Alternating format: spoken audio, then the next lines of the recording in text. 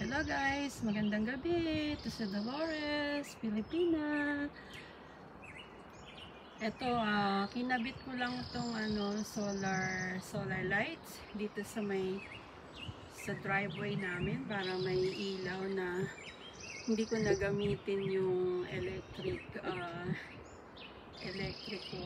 electricity namin sa light. Sorry, mali-mali ang pagsasalita. Pagoda si Madam Dolores.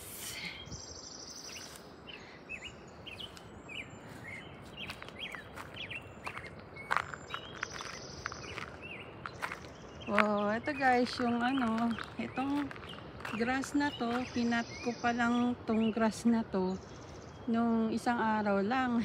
Tignan nyo, parang pahaba na agad, di ba? Ito yung garden namin sa back. Bali dito sa driveway yan. Yan yung dito yan. Yan yung kalsada pababa. Tapos ito yung garden namin.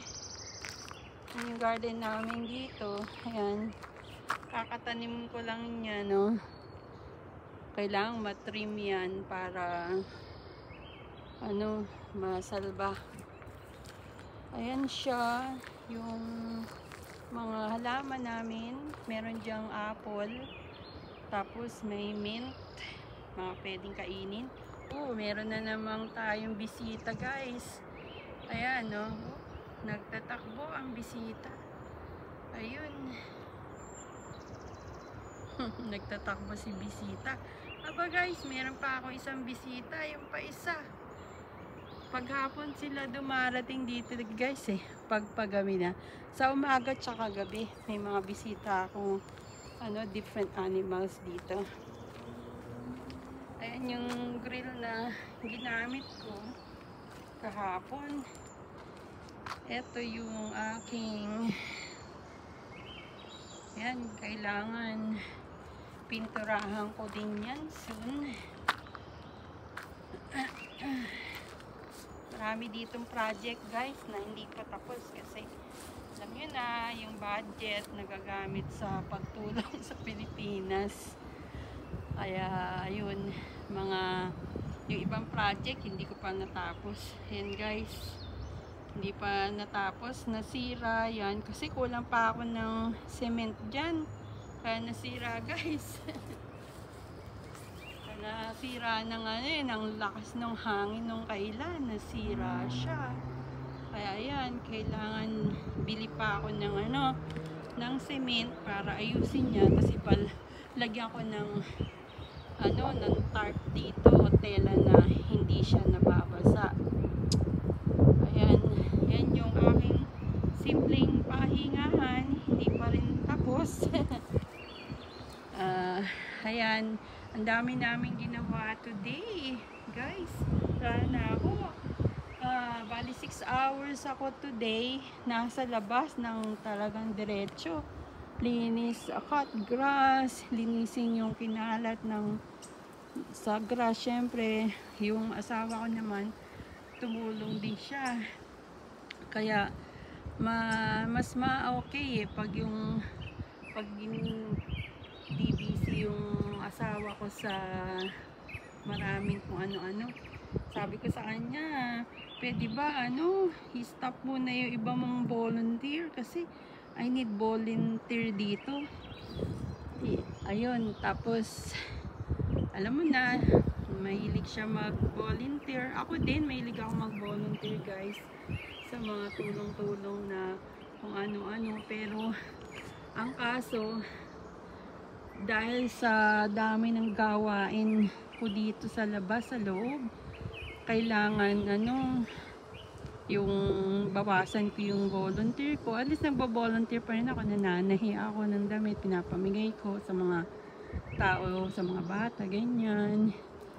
At pag may nagpapatahi minsan sa akin nang may aayusin ganito, ayun, pag hindi ako busy, ayun, minsan tanggap ko din na na ayusin yung pinapaayos nila, na minsan yung madali lang naman na damit, ganyan. Tumatanggap ako minsan, pero Sa ngayon, ang dami ko guys gawain. Kailangan, kasi nung malakas yung hangin dito guys, nasira yung bakod namin sa likod bahay. Yun, inaayos ko pa rin. Kaso, inuuna ko pa dito nga. Inuuna namin dito. Buti nga yung husband ko ilang araw walang DBC, walang volunteer.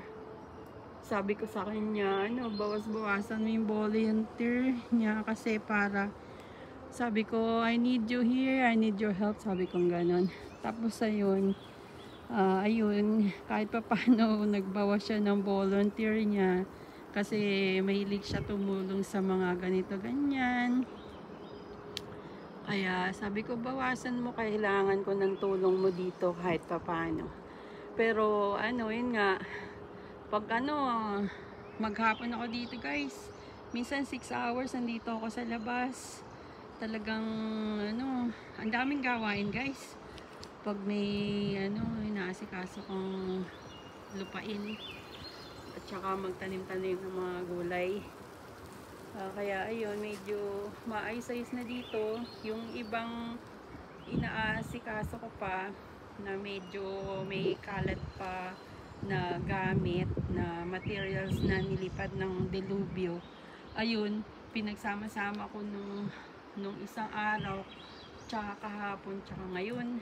Bukas, iyon naman ang ayusin ko. Tinatry ko na i-save yung namin, yung garden namin sa backyard. Ayan guys, dyan sa may metal shed na yan, meron akong garden noon. Na-delubyo siya, as in, nilipad yung aking mga pananim, nasira. Tapos, yun nga, yung bubong ng art shed ko, nasira din.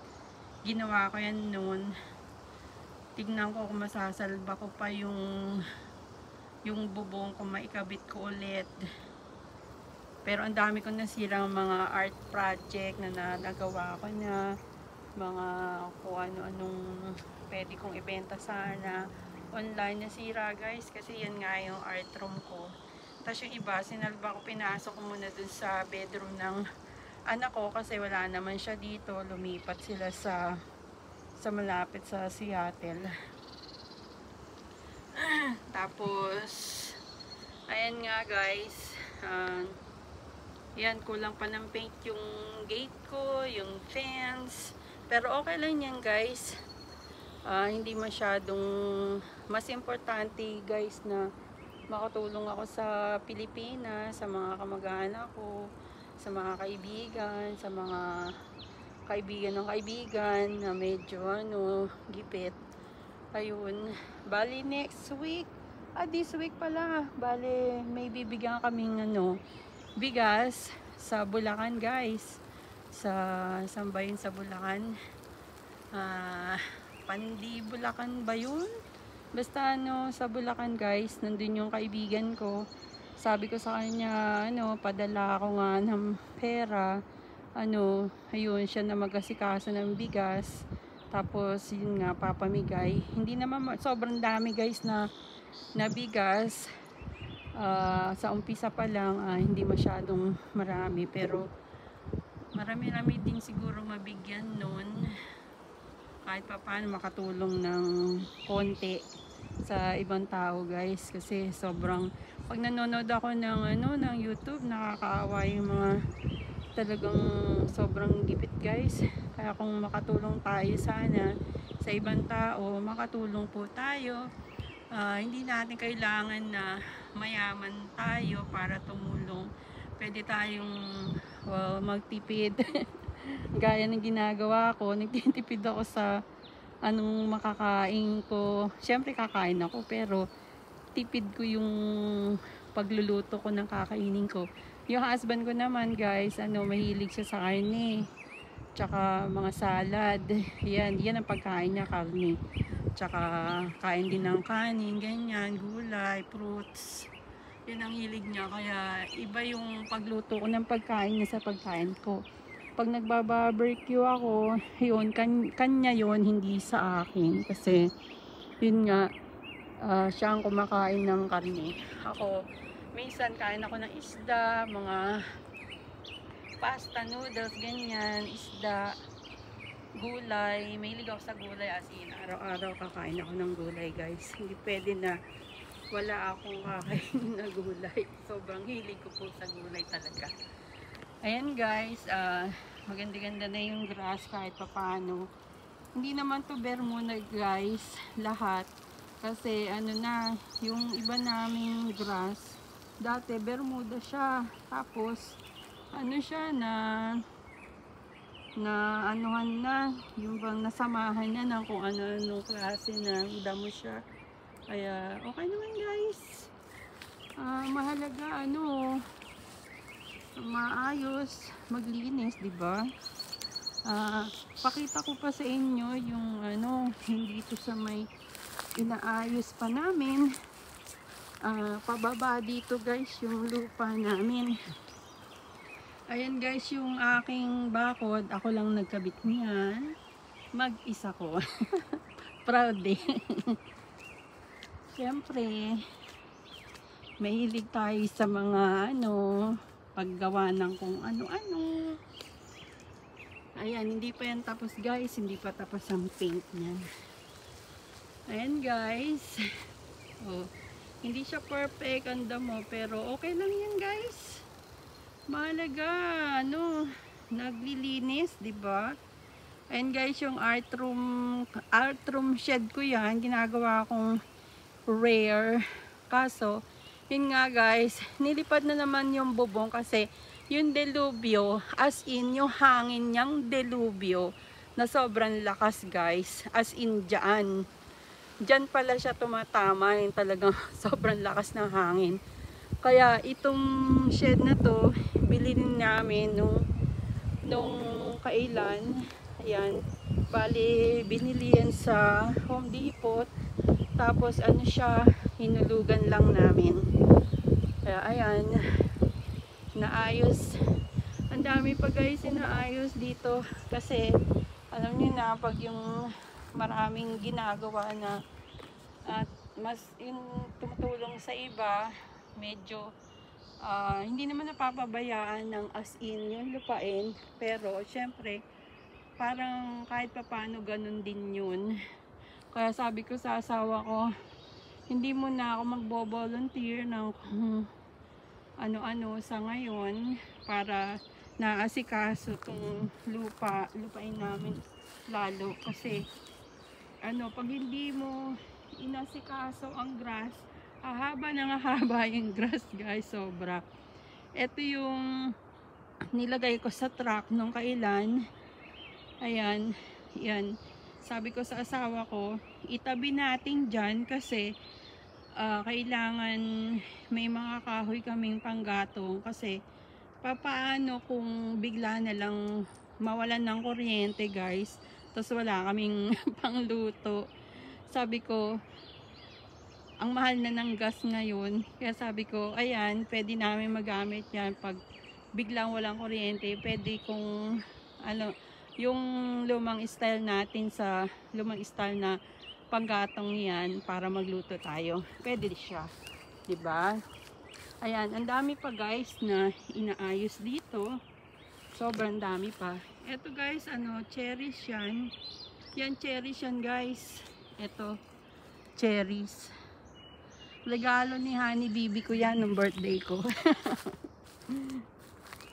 Ayan guys, ang dami pang linisin. Bali, ayan, yun dyan, kinat ko tong grass kanina. Ayan, bali bukas, ikakat ko pa yan bukas doon. Tapos, inopen ko ulit yung dyan. Papasok doon sa lupain namin pa doon sa maraming puno. Bali, kakat ko pa yung mga mabababang damo-damo para makakadaan kami, magkaroon ng daan. May private road kami dyan sa may harapan. Diyan, malayo-layo. Ayun, para magamit din namin. Tapos, ayan pa guys, yung cherry tree. Ayan, bali, yan, binili din ni Honey ko yan nung may sale. Nakabili din siya. Ang ganda ng yung sun guys. So ayan no. Ayan no. Ang ganda guys. So ayan, nakikita ko yung ano, yung sun guys. O, nakikita nyo ba guys? Ayan yung sun. Bababa na ang sun. Nasaan kaya yung moon? Ayun, andun naman yung moon guys. Ayun, ayun ang moon. Ayun ang sun. Ayan. Ayan guys, diba? Ayan. Para meron ako dito. Ano siya? Ayan, diba? Papasok yan guys. Hindi ako natakot mag-cut ng grass. Sabi ko, basta ano, pray ako. Kailangan ano, mag-pray tayo araw-araw. Para bantayan tayo ni Lord. Tapos, ayan guys, ang dami pa ditong ikakat na grass. Kasi madami pa yan. Medyo makalat pa siya guys. Pero ano, bukas yan. Lilinisin ko yan. Bukas, mag-cut pa ako dyan ng grass. Ayan. Ano, blackberries yan guys. Fruits. Ayan. Ayan pa guys yung ano, yung cherries din. Kasi I love cherries. Kaya yung husband ko, ayan, bumili siya ng ano, ng ilang cherries. Kasi ano nga sa sale. Tapos, ayan nga, ayan pa yung isa din.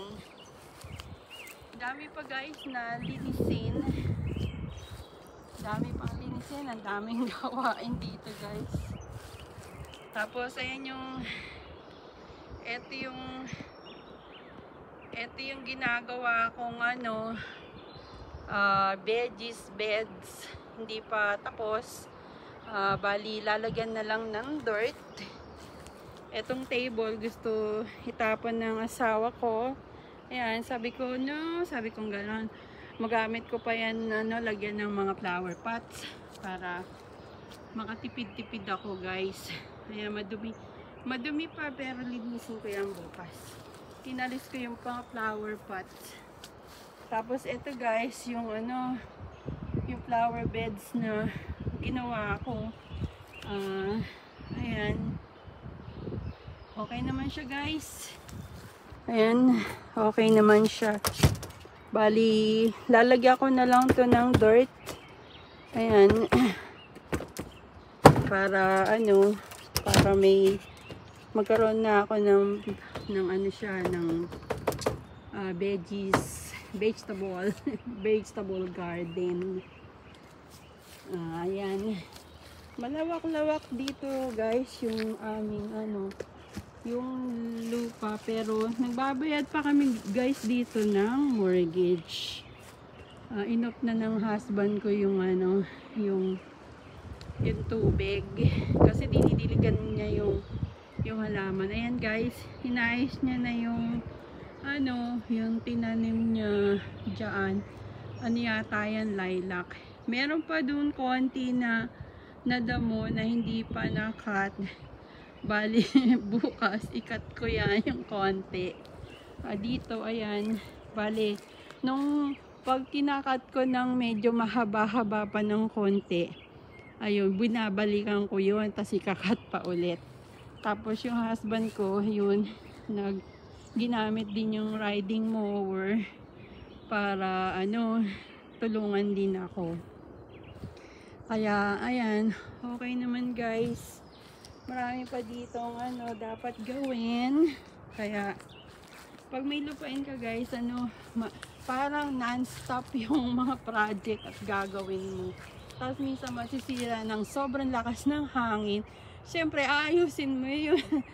Aayusin mo yun. Ngayon, pag wala ka pang materials, siyempre, hindi mo pa maayos yun. Diba? Tapos, ito guys, yung mga kahoy, ano, taon-taon, nilalagyan namin yan ng bago, pinapamigay. Pero this year, ibebenta ko sana kasi medyo, alam mo na, gipit. Tapos, ayun, hindi na benta.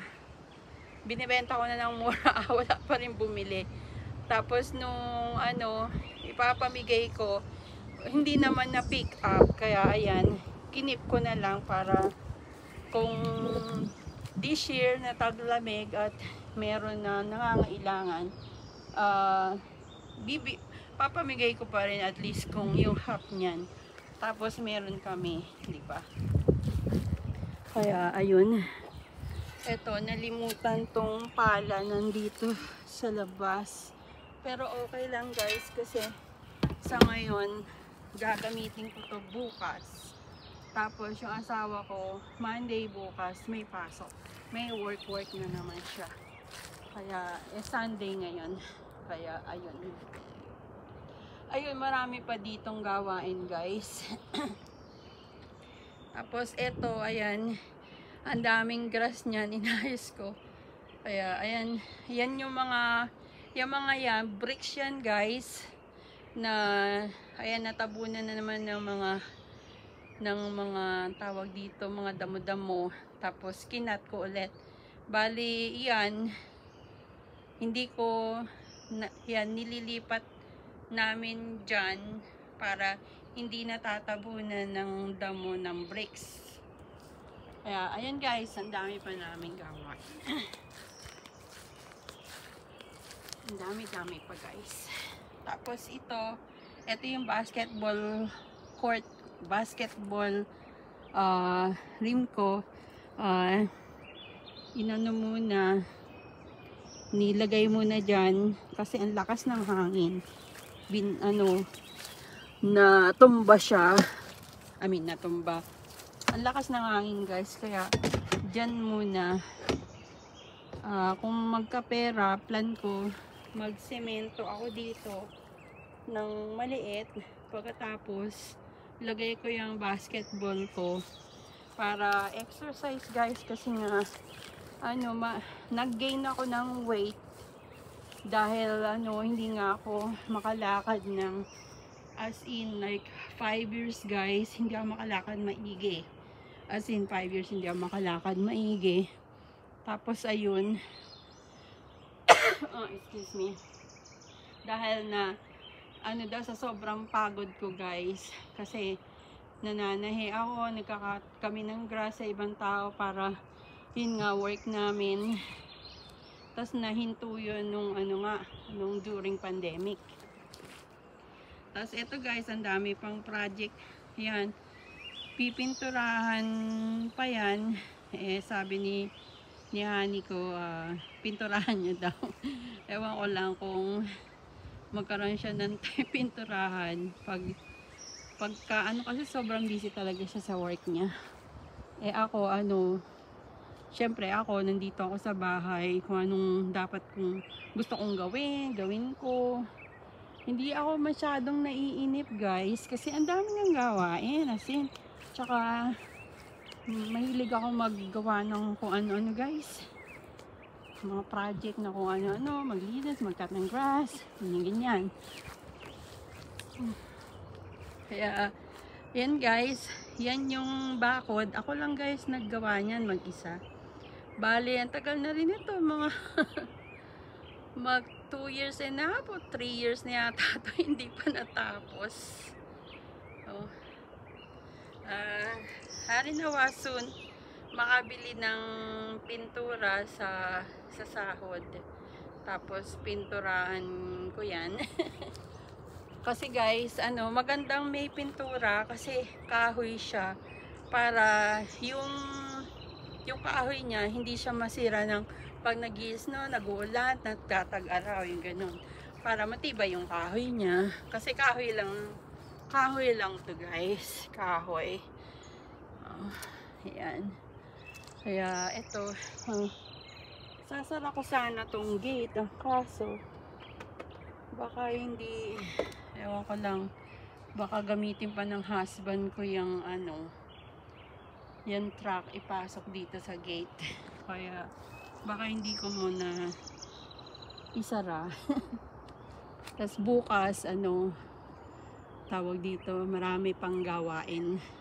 Kailangan maayos ko lahat, as in yung mga importanteng gawain kailangan maayos ko guys, para ano, makapokus ako dun sa gardening ko, mga ganon.